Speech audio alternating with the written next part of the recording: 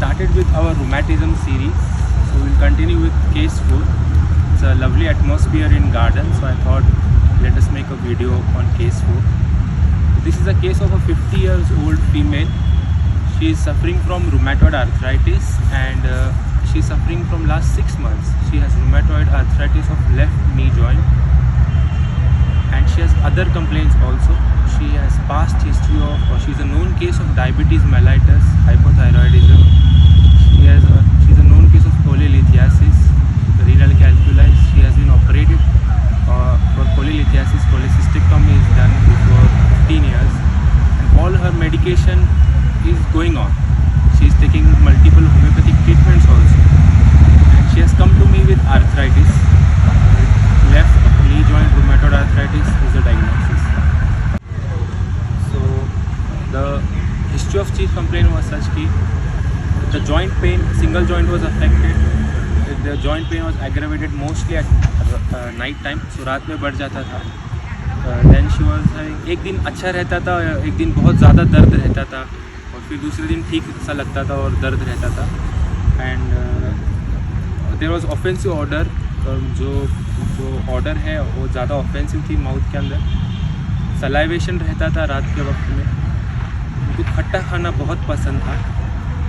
तो ये सब सिम्टम दिखता. और जब कंप्लेन कहाँ से शुरू हुई, कब से आपको अफेक्ट हुआ है, मैंने जब पूछा तो उनका ऐसा कहना था कि मुझे ये सब तकलीफ़ होने के पहले डायरिया लगा था और डायरिया बहुत सीवियर था. दिन के अंदर कभी कभी 10 बार, कभी कभी 15 बार स्टूल को जाना पड़ता था. उसके बाद से ही ये शिकायत की शुरुआत हो गई थी. उसके बाद तकरीबन 4-5 दिन के बाद ही जॉइंट में स्वेलिंग आना शुरू हो गया. फिर एफ्यूजन हुआ. एफ्यूजन के लिए उन्होंने एलोपैथिक ट्रीटमेंट करवाया और ये सब होने के बाद भी दर्द कम न होने की वजह से वो मेरे पास दिखाने के लिए आए. तो उसकी मोडालिटी थी कि वो रात में बहुत बढ़ जाता था दर्द. उसके साथ मुझे और फिज़िकल जनरल्स भी अच्छे मिले कि उनके जो माउथ के अंदर सलाइवेशन रहता था रात के वक्त में और बहुत ही ऑफेंसिव ऑर्डर रहता था और खट्टा खाने का बहुत शौकीन था. वो खट्टा बहुत पसंद था उस लेडी को. और बर्निंग इन सोल्स था. वो कभी भी अपने पैर पर जो ओढ़ना रहता है वो कभी भी नहीं लेती थी. तो ये सब सिम्टम मिलने के बाद मुझे लगा कि ये मर्क सॉल्ट की टोटलिटी. मैंने मर्क सॉल्ट शुरू किया. कुछ दिन तक दर्द कम रहा लेकिन कुछ दिन के बाद फिर से दूसरे जॉइंट स्वेल होने लगे. तो जब दूसरे जॉइंट स्वेल होने लगे तो मैं थोड़ा परेशान हो गया. तो और भी केस टेकिंग अच्छे से किया. जैसे हमारे सर सिखाते हैं कि थोड़ा अनफोल्ड करने की कोशिश कीजिए. तो अनफोल्ड किया हमने केस को. तो और सिम्टम मिले कि वो पेशेंट थर्स्टलेस है और बहुत वीपी टेंडेंसी. छोटे छोटे बातों पे रो देती है और प्यास बिल्कुल भी नहीं लगती है और पानी पीने का एहसास होता ही नहीं है उन्हें कि पानी पिए. तो घर वालों को याद दिलाना पड़ता है कि पानी पियो, आप बहुत कम पानी पीते हो.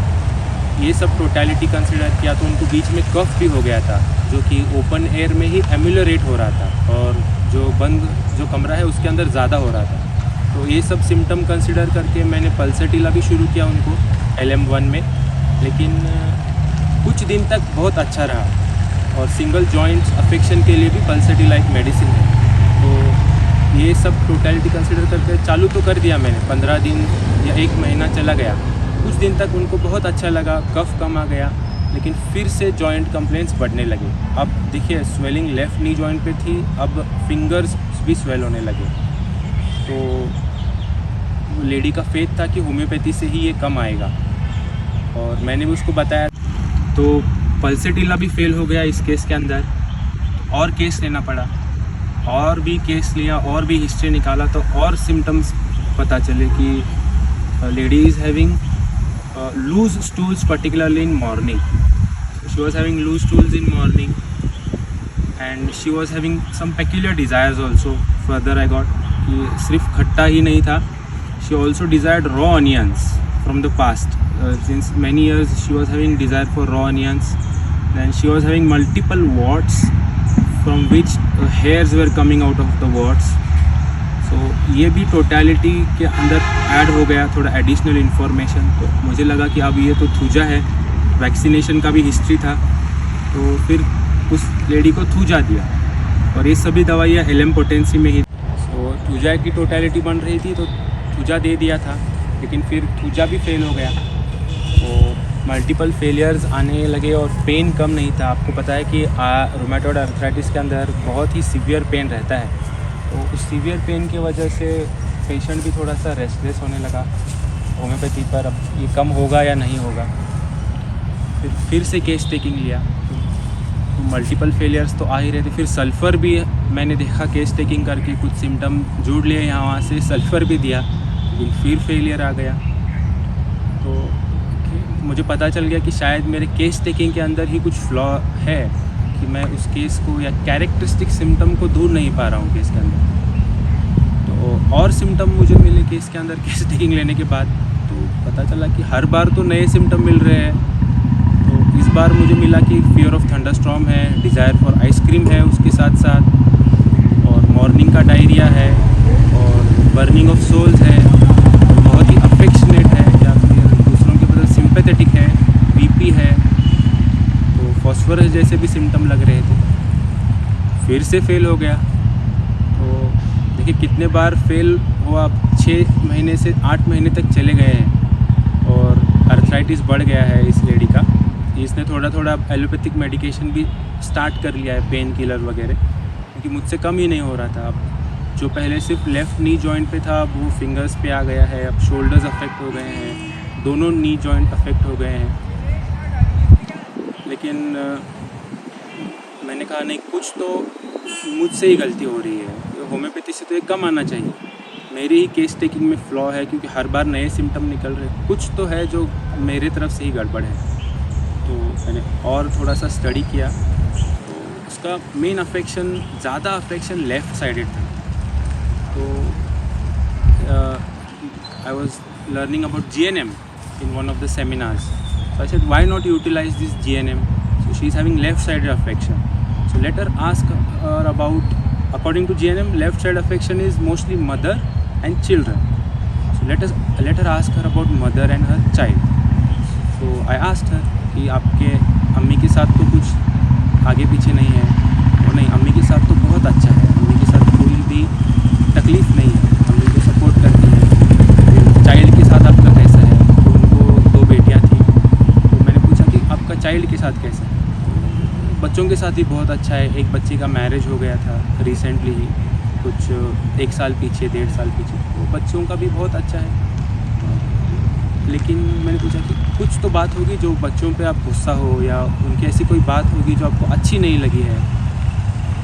तो मैं इंसिस्ट करता रहा और उनको आखिर बोलना ही पड़ा कि उनके जो एक लड़की थी, उन्होंने मैरिज के वक्त मतलब उनके खुद के मर्ज़ी से शादी की थी। तो ये बात थोड़ी सी उनके मदर को अच्छी नहीं लगी थी, और जब उसकी शादी का वक्त चल रहा था तो लड़की को एक कोई और लड़का पसंद था, और मदर इंसिस्ट कर रही थी कि आप शादी कीजिए जल्दी।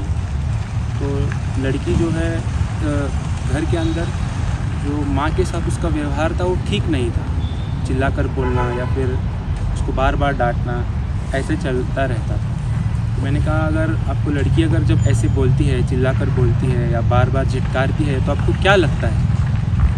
तो उन्होंने कहा कि मुझे ऐसा लगता है कि मुझे दमाया जा रहा है, ये उनका वर्ड है, दमाया जा रहा है या सताया जा रहा है, ऐसा फील होता है। ठीक है, आपको सताने का फीलिंग लगता है ज़्यादा, और क्या लगता है आपको? तो जब घर में मेरे हस्बैंड भी रहते हैं, तो उन्होंने ऐसे ही फ्लो में बता दिया कि हस्बैंड भी जो है कुछ काम लगाते हैं, कुछ बोलते हैं, तो ऐसा फील होता है कि वो भी मुझे बिना वजह सता रहे हैं। तो ये घर के लोग, ये बच्चे, ये हस्बैंड मुझे मिलकर बिना वजह सता रहे हैं, ऐसा लगता है मुझे। और ये अभी नहीं डॉक्टर साहब, ये तो बहुत पहले से मुझे ऐसा फीलिंग है कि ये सब लोग मिलकर मुझे सता रहे हैं बिना मतलब का। तो ये मुझको हिस्ट्री थोड़ा माइंड के अंदर मिला। फिर मैंने उसको और टोटलिटी बनाया और केस को पहले से देखा कि क्या क्या सिम्टम केस के अंदर है। तो ये जो फीलिंग है कि मुझे बिना वजह सताया जाता है, बिना वजह दमाया जाता है, या बिना वजह मुझे हैरेस किया जाता है, तो ये फीलिंग है डिल्यूजन टॉर्मेंटेड वाला फीलिंग। तो मुझे वो मिल गया कि she is having delusion tormented. Strong feeling था जो बहुत सालों से उसके साथ चल रहा था। मैंने देखा कि शुरुआत में जब उसके जॉइंट अफेक्ट हुए थे या अभी भी, तो एक दिन उसको ठीक लगता था बिल्कुल भी, और एक दिन बहुत ज़्यादा दर्द रहता था। तो ये एग्रवेशन ऑन अल्टरनेट डे था, ये पीरियोडिसिटी था पेन का, ये मिला मुझे बहुत स्ट्रॉन्गली। खट्टे का बहुत डिज़ायर था उन्हें, खट्टे का बहुत डिज़ायर ये मिला। तो खट्टा, ऑनियन, आइसक्रीम ये डिज़ायर मिला, लेकिन ज़्यादा खट्टे का डिज़ायर मार्क में था। और जब उनके पास्ट हिस्ट्री में देखा तो उनको एस्थमा था, कोलेलिथियासिस था। तो ये सब चीज़ें भी पॉइंट आउट कर रही थी चाइना की तरफ।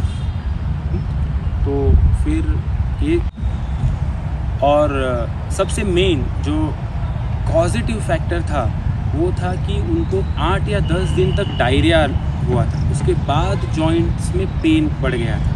तो पॉजिटिव फैक्टर को मैंने बिल्कुल नज़रअंदाज किया था केस के अंदर।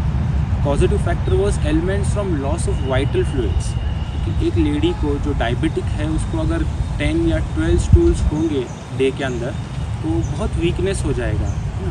सो the elements was from loss of vital fluids, there was delusion, tormented, desire for sour things, and considering all this totality, now I gave her with full confidence China LM1 in LM potency, and I asked her to gradually reduce the allopathic medication. So आपने देखा कि as a homeopath we have multiple failures, but in this case thinking about GNM helped me a lot.